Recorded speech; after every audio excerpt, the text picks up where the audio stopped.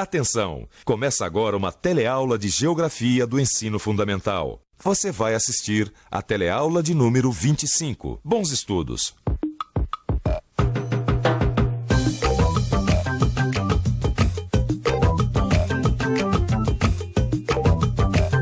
Rio de Janeiro, Minas Gerais, Bahia e Ceará. Eita, viagem longa! A gente vai atravessar 4 estados para fazer essa entrega. E 2 áreas geoeconômicas, o Centro-Sul e o Nordeste. Só vai ficar faltando mesmo passar pela Amazônia. E você, já conhece as áreas geoeconômicas brasileiras?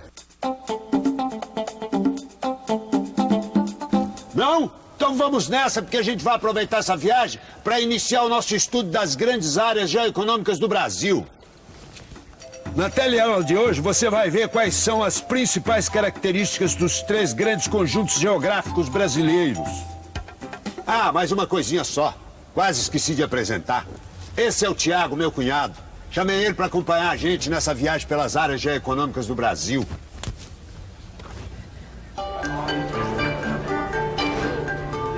Minas Gerais, Rio Grande do Sul e São Paulo. Olha, é impressionante como o Brasil tem paisagens diferentes. Como é que pode, por exemplo, Minas Gerais ser tão diferente do Rio Grande do Sul? E de São Paulo, então? Apesar dessas 3 paisagens serem tão diferentes, existem certas características comuns a esses 3 estados. Eles fazem parte do mesmo conjunto geográfico. Mas agora, dá só uma olhadinha aqui. Como é que dá pra achar que essas 3 paisagens fazem parte do mesmo conjunto geográfico? É que uma das maneiras de se agrupar essas diferentes paisagens é pelo ritmo do crescimento econômico. Ou seja, é pela velocidade das mudanças na agropecuária, na indústria ou nos serviços. E levando em conta esses fatores, Minas Gerais, Rio Grande do Sul e São Paulo têm muitas coisas em comum, né? Puxa, Chico, faz um tempão que a gente está rodando e olha, até agora não saímos da região Centro-Sul. Por enquanto só atravessamos Rio de Janeiro e um pedacinho de Minas Gerais. Você está reclamando é de barriga cheia. Já peguei entrega no Rio Grande do Sul para levar até o Mato Grosso do Sul. Aí sim eu atravessei um trajetão. A região Centro-Sul inteirinha de ponta a ponta. Só faltou mesmo passar pelo Distrito Federal, Rio de Janeiro e Espírito Santo. Uau, você deve ter visto muita coisa nessa viagem, hein? E vi mesmo. Eita, região rica. Não é para menos que o Centro-Sul é a região com a maior capacidade produtiva do Brasil. É fazenda, indústria, plantação, cidade até não acaba mais. Então é por isso que a gente sempre lê nos jornais que é nessa região que ficam os principais centros de decisões econômicas e sociais, não é? Vale do Itajaí, em Santa Catarina, Curitiba. Agora eu tô começando a entender essa história de áreas geoeconômicas. Olhando esse cartão aqui, dá pra perceber como tem indústrias na região Centro-Sul. É isso aí mesmo. A grande concentração industrial é uma das características que diferenciam o Centro-Sul das outras regiões brasileiras. Além dessas 2 concentrações industriais no Vale do Itajaí e em Curitiba, ainda existem 3 outras grandes áreas industriais na região Centro-Sul. A área industrial que tem seu centro em São Paulo e vai até o Rio de Janeiro, a zona metalúrgica em Belo Horizonte e a área industrial que vai de Porto Alegre até Caxias do Sul. E se tem tanta indústria e tanta tecnologia, é fácil concluir que a agricultura também é expressiva. O Centro-Sul tem nada mais, nada menos do que o principal cinturão agroindustrial do país. Em algumas áreas, a agricultura é totalmente industrializada. E essas empresas rurais têm uma produção tão grande que, além de abastecer o mercado interno, elas ainda exportam produtos agrícolas para o exterior. Com isso, o Centro-Sul ocupa o primeiro lugar em volume e em valor de produção do setor agropecuário nacional. Ô Pedrão, olhando esse monte de cartas aqui, dá pra perceber que circula muita informação aqui na região Centro-Sul, né? Também o Centro-Sul é a área mais bem servida por novos meios de comunicação, desenvolvidos com a microeletrônica e a informática. Transporte deixa comigo que é a minha especialidade. Viajando por aí, posso afirmar com segurança que o Centro-Sul tem a melhor infraestrutura viária do país. É ferrovia e estrada para tudo que é lado. E tudo integradinho. Isso sem falar nos aeroportos e portos. E os principais do país estão no Centro-Sul. Ô, Chico, quer saber? Esse teu negócio de viajar pelo Brasil, tudo bem, te fez conhecer bem o Brasil. Mas olha que de cidade grande, entendo eu, que trabalho, vivo, moro em São Paulo. E olha, quer saber? É nas grandes cidades como Curitiba, Rio de Janeiro, Belo Horizonte, Brasília. São Paulo, que se concentram as sedes das grandes empresas públicas e privadas. E são essas grandes empresas as grandes responsáveis pela circulação e pela distribuição da riqueza do Brasil. Onde você nasceu? Pernambuco, Paraná. São Paulo, capital. Bahia. Como a gente pôde ver, uma característica de uma grande cidade na região centro-sul é a presença de gente de tudo quanto é canto do país. A maior parte delas são migrantes que tiveram que abandonar o campo por causa da modernização da agropecuária, que começou a dispensar mão de obra, e por causa também da concentração da terra. E ainda, a gente encontra pessoas de diferentes lugares do Brasil que mudaram principalmente para o Rio de Janeiro e São Paulo, atraídas pelas possibilidades de emprego. O que, sem dúvida, aumentou significativamente os índices de urbanização dessas metrópoles, especialmente de São Paulo, que se tornou uma mega cidade. São Paulo comanda hoje uma rede urbana sustentada por um sistema de telecomunicações, que permite estender sua área de influência em vários lugares ao mesmo tempo. Com isso, a metrópole paulista pode, por um lado, controlar o território nacional através das informações e, por outro, difundir suas formas de produzir, consumir e mesmo de viver para todo o país. Pois é. Trabalhando aqui na prefeitura, a gente conhece todo tipo de gente. E dá pra ver que, apesar de todo esse desenvolvimento econômico do Centro-Sul, também existe muita pobreza nessa região.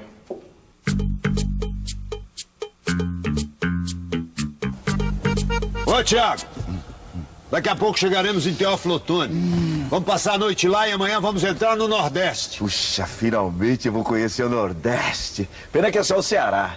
Ah, mas logo, logo eu volto a passeio, aí sim eu vou conhecer a região inteira.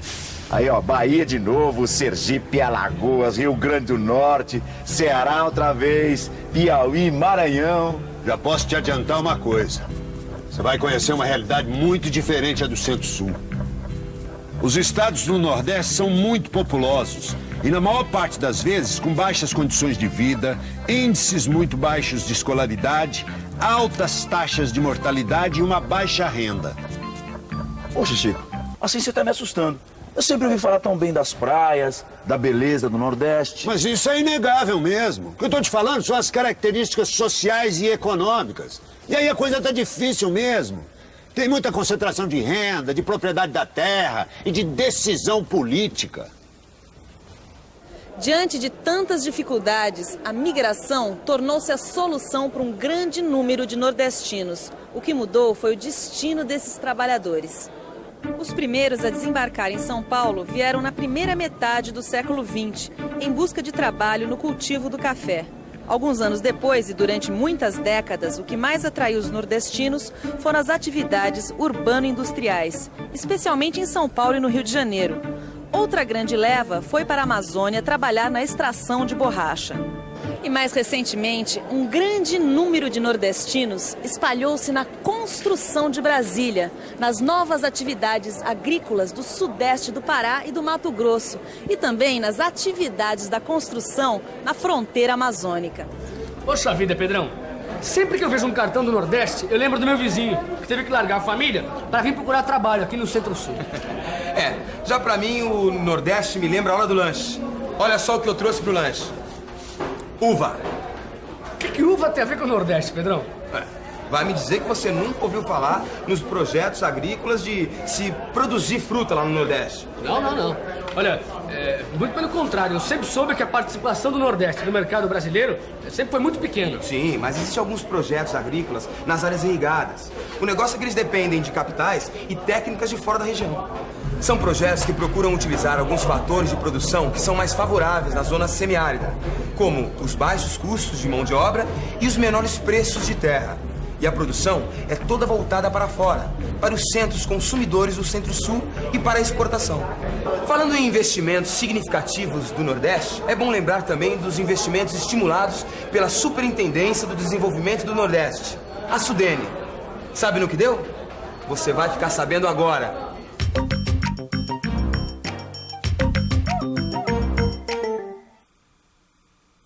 A ação da Superintendência do Desenvolvimento do Nordeste, que estimulou investimentos industriais na região a partir da década de 60, não foi suficiente para integrar internamente a estrutura regional do Nordeste, o que acabou por estimular um tipo de produção complementar ao que se produz na região Centro-Sul.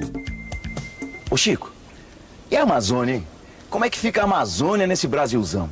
Depende do que você quer saber. Antes ou depois da década de 50? Como assim? É que a década de 50 foi fundamental para a gente poder conhecer e trafegar pela Amazônia.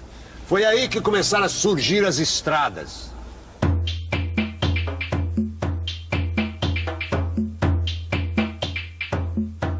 Mas Chico, quer dizer que antes não tinha entrega lá? Que jeito!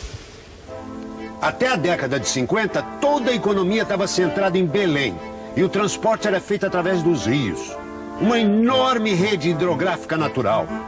Mas aí começou a ser construída a rodovia Belém-Brasília, que foi uma tentativa de integrar a economia da Amazônia ao processo de industrialização que tinha como centro São Paulo. Daí para frente foram construídas várias rodovias. E aí, o meu cunhado Chico pôde finalmente iniciar as entregas na Amazônia. Foi isso mesmo que aconteceu. Foi justamente na década de 70 que se iniciou para valer um processo de integração da Amazônia à economia nacional. E a Amazônia passou a ser conhecida como a fronteira de recursos do Brasil. Com esse processo que ainda está acontecendo, estão sendo feitos grandes investimentos de capital em projetos de mineração, agropecuários e industriais. E mais uma vez, o dinheiro público tem um papel importante numa área geoeconômica brasileira. É que para integrar efetivamente a Amazônia no processo econômico nacional, capitais públicos e também privados começaram a ser investidos na região, na construção de hidrelétricas como Tucuruí, na instalação de núcleos de mineração como Carajás e em polos industriais como a Zona Franca de Manaus. Certamente, algum dia você já se deparou com algum produto feito na Zona Franca, que se tornou uma fornecedora de produtos semiprocessados e processados para os mercados consumidores, internos e externos.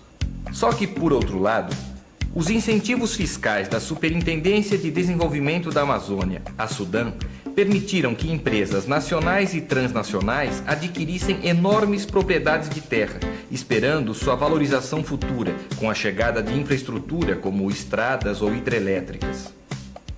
E ainda tem os investimentos no aproveitamento de recursos naturais, como minérios, madeira.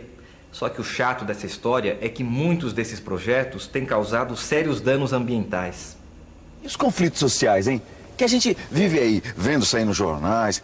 Ô Chico, você nunca se deparou com nenhum deles? Graças a Deus, não. Só ouvi histórias. E uma pior que a outra. De um lado as grandes empresas, os latifúndios e os grandes garimpeiros.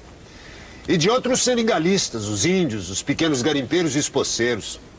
Isso sem falar nas pessoas vindas de outras regiões em busca de lucro fácil, que não vacilam em causar danos ao ambiente. E a coisa é feia então, hein? Não por muito tempo. Pelo que eu tenho ouvido por aí, as pessoas estão começando a defender a ideia de que é necessário ocupar a Amazônia de uma forma mais racional, sem causar danos ao ambiente. O Brasil é um país muito diferenciado.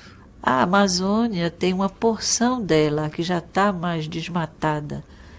Com esse dinamismo, a mineração é muito intensa hoje no sudeste do Pará, indo na direção do Maranhão, e a produção de grãos e de pecuária também é forte. No interior do Brasil, o carro-chefe tem sido a produção de grãos para exportação. O Brasil é um dos maiores produtores mundiais de grão, e a pecuária também. O Brasil é o principal produtor de carne bovina do mundo. Do ponto de vista do Nordeste, o destaque que eu daria é para o semiárido. E a mudança que também está acontecendo lá, mais recentemente, a partir do fim do algodão. O fim do algodão levou a região a pensar uma outra estrutura econômica, buscar atividades que possam se desenvolver bem ali, e que se sustentem durante o período de seca. E atenção, se liga aí que é hora da revisão. Na teleaula de hoje, você viu que, levando em conta os aspectos sociais e econômicos, as paisagens brasileiras podem ser agrupadas em 3 grandes conjuntos geográficos ou áreas geoeconômicas: o Centro-Sul, o Nordeste e a Amazônia. Viu que os principais critérios para esse agrupamento são o ritmo de crescimento econômico e o grau de integração regional. E conheceu as principais características dos 3 conjuntos geográficos brasileiros. Na próxima teleaula, continua a nossa viagem pelas regiões geoeconômicas do Brasil. Por enquanto, o negócio é estudar bastante. Bons estudos e até a próxima!